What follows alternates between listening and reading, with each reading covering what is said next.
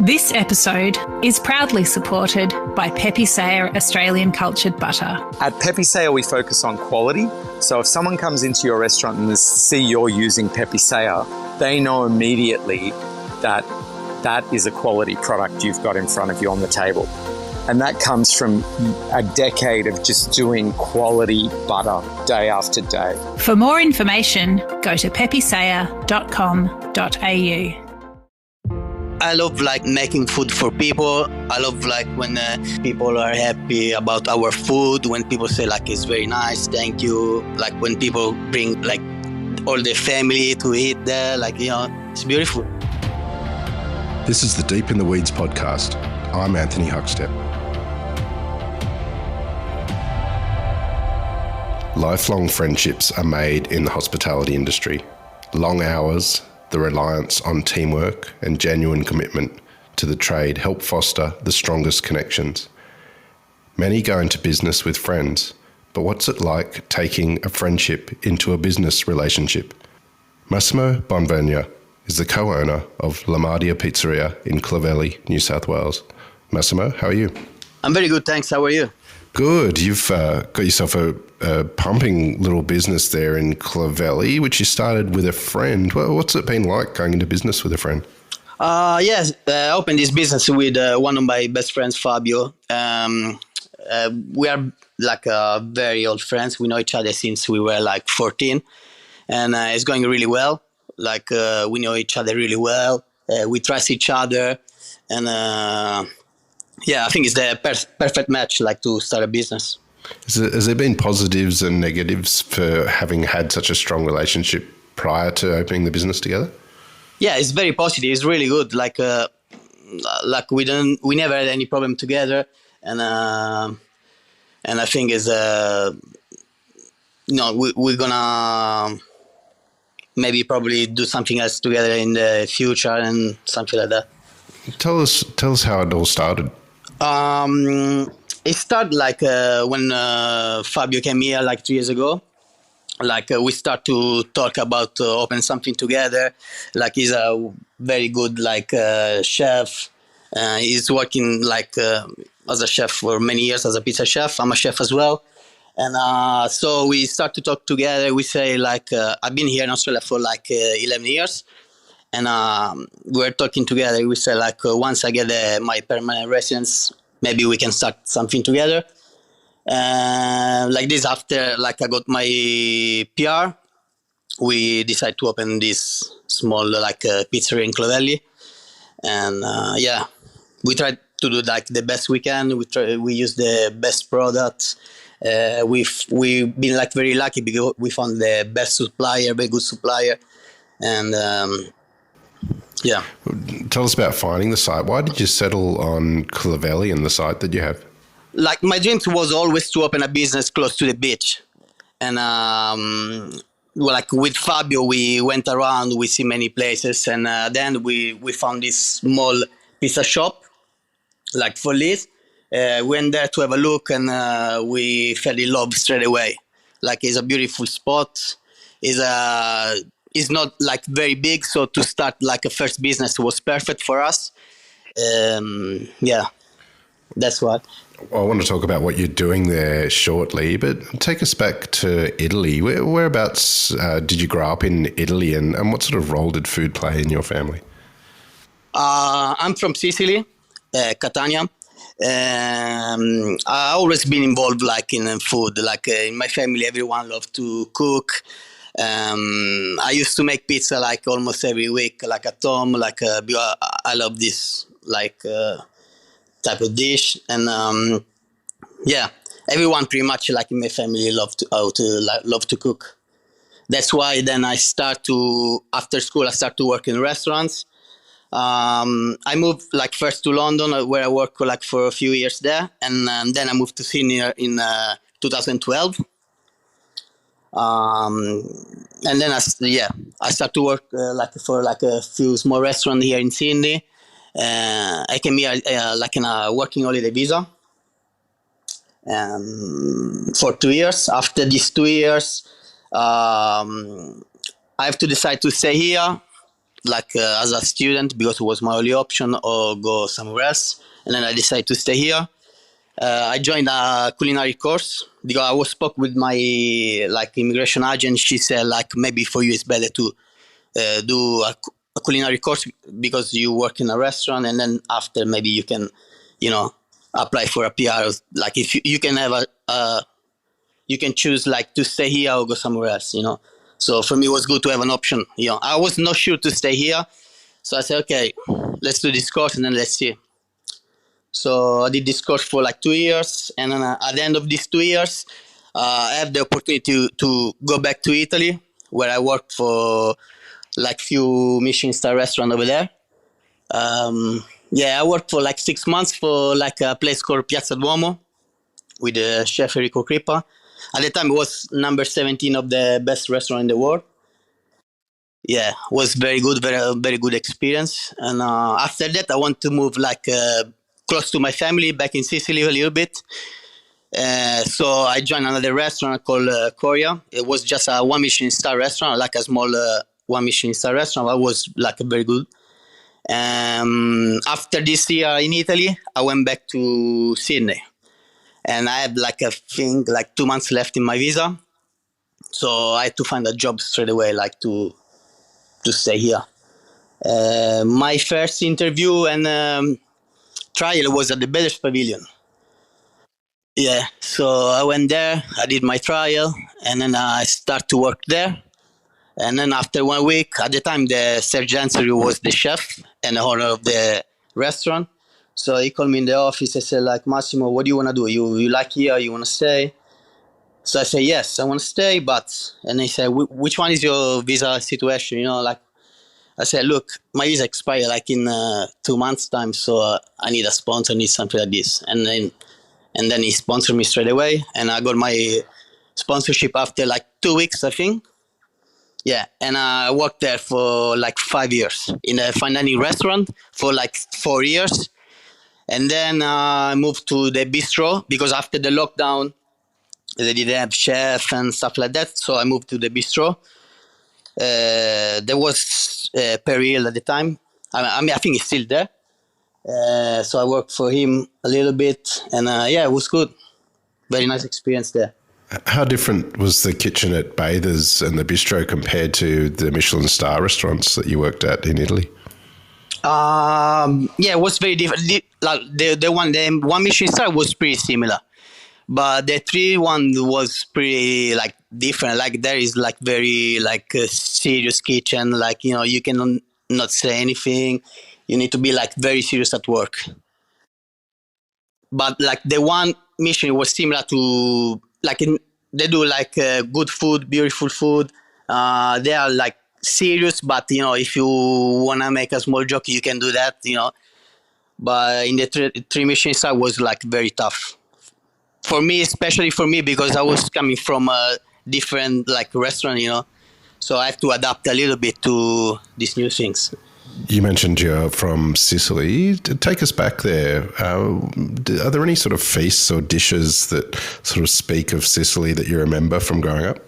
Yeah, there is so many like beautiful dishes. Like, in Italy, I used to eat pasta every day, but like I like simple things. Like for me, like a beautiful spaghetti pasta with like tomato sauce, like something like this, like very fresh tomato sauce. Maybe get like from the garden. Like something like very simple. Then in Sicily, there's so many beautiful dishes. Like one of my, for example, granita is something like very good that you cannot find in here. It's a kind of like, it's like a kind of gelato, but it's not made with milk. And it's beautiful, very nice. You mentioned you spent some time in London and then came out to Australia. What was the lure to bring you to Australia? Yeah, look, I was living in London for a little bit. It was nice, but was not for me because I always loved like good weather. I love go to the beach and stuff like this. So I was looking for something like similar to like where I used to live before, like Sicily. Like beach, good weather. So yeah, I heard about like Australia. Like everyone were talking like really well about Australia, the lifestyle, like everything. So I said, look, let's try. So yeah, I bought a ticket and then I went there like by myself alone. Um, yeah, it was very tough at first because also my English was like was not really good.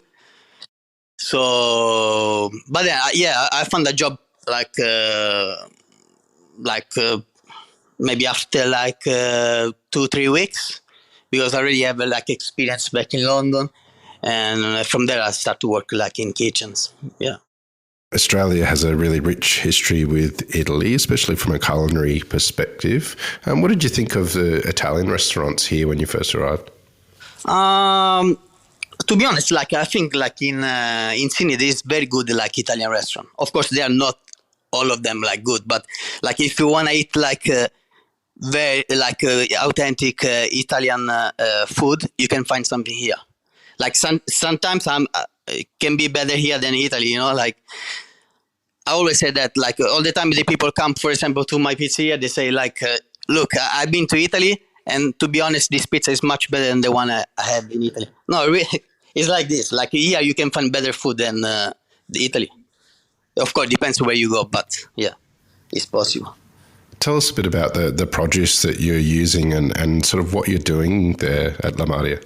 What we use, like we try to use the best product we can find. So, like for example, like for the meat, we got like our meat supplier is like is an Italian meat supplier. So where we buy our like all the salami, the Italian style ham, the prosciutto, we buy everything from them. They are very similar to the one we can find like in Italy.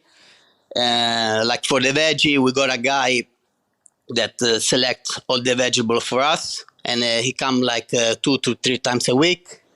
For the other stuff, we got another guy that bring everything, like for example the flour, these things like from Italy. Yeah, it was not easy to find these people, but then we've been lucky. Yeah. The dough of the pizza is so important to the final product. Tell us a bit about your dough and sort of what you do. Yeah, our dough, like usually we do 24 hours, 24-hour like fermentation. So Fabio is the one who make the dough. So what we do, we're in the pizzeria, is start to make the dough, and then we leave this dough to rest for the full day, and then the next day we start to from the day after we use this dough. What makes a great pizza? I think the dough, of course, is making a great pizza, but also the ingredients. Like I think like the one of the most important thing to have a great pizza is like use like high quality products.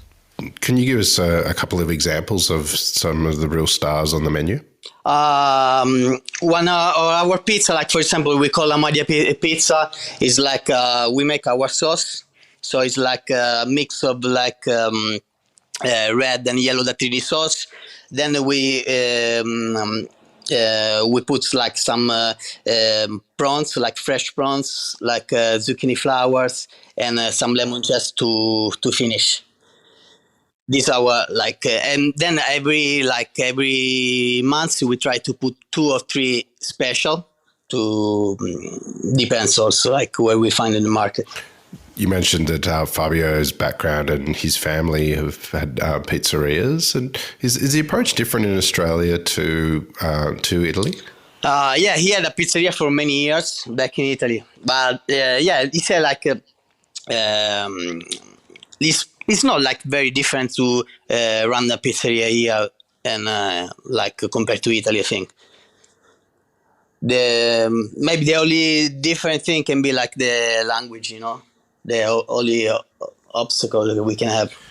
You've spent your career as a chef and now you have your own business. What surprised you about being a restaurateur and running your own restaurant? Yeah, running my own restaurant is a bit different. Like when I was working as a chef, like, you know, I was working hard, but at the end of the day, I was like finished. I was free. My head was empty. But here I work hard. At the end of the day, I still need to think of what to do for the business. Even if during my day off, or like I have to do something for the business, like other things that require. Yeah. The last couple of years have been challenging for everyone, and particularly those in the hospitality sector.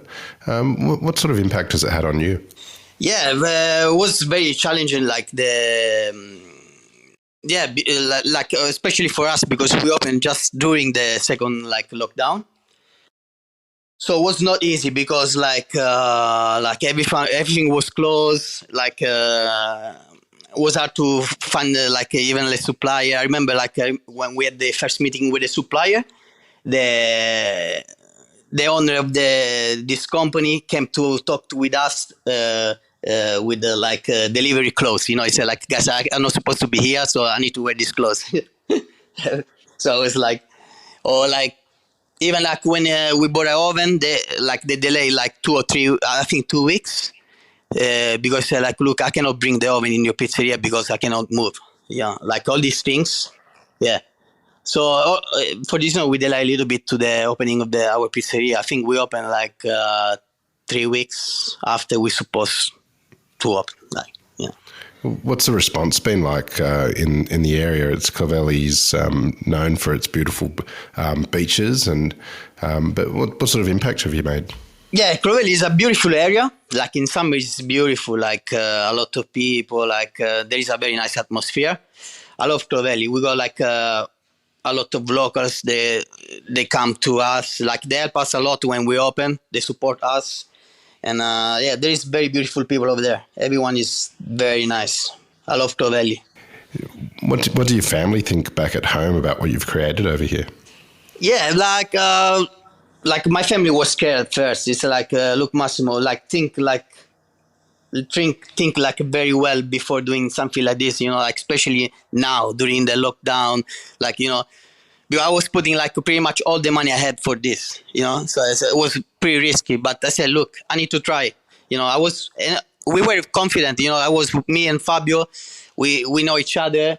We are confident. We know what we're doing. We do this one for many years for other people. Why we can do it for ourselves, And then I said, if it's going bad, we're just going to sell what we can sell. I'm going to start to work for someone else and then start something different, try something different. There's nothing to be scared, At the top of the show, you mentioned that off the back of this business, you're thinking of doing something else. Can you tell us a bit about that?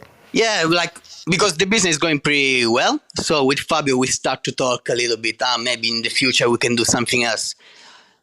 Maybe some other pizzeria or maybe something different. We start to talk about something different as well. But I don't wanna say anything at the moment because it's just But yeah, we already plan to do something else. You mentioned that you were drawn to Australia for the warm weather and the beaches. What have the opportunities been like for you, and what do you love about being here? I love to be here, because even as a chef, it's a different lifestyle. Here you have the time to work, the time to enjoy, to go to the beach. Also, the pay is good as well. So when you don't work, you have money to do everything you want. Back in Italy, it's not like this. If you're a chef in Italy, just work. You start 9 in the morning and you finish 1 in the morning. Here it's different. Here it's there is shift. It's almost like a normal job. So I really like for a chef, I think Australia is amazing. Really. What do you love about what you do? I love everything about what we're doing. I love making food for people. I love when people are happy about our food. When people say it's very nice, thank you. When people bring all the family to eat there, it's beautiful. When the kids come, they say, thank you for this, thank you for that. It's beautiful. Well, Massimo, it's amazing to hear what you're building there, and we've loved having you on Deep in the Weeds today to hear your story. Please keep in touch and we'll catch up again soon. Okay, thank you so much. This is the Deep in the Weeds podcast. I'm Anthony Huckstep. Stay tuned as we take a deep dive into the lives of the incredible people who ply their trade in the food and hospitality sector. Special thanks to executive producer Rob Locke for making this all happen. Follow us on Instagram at Deep in the Weeds Podcast or email us at podcast@deepintheweeds.com.au. Stay safe and be well.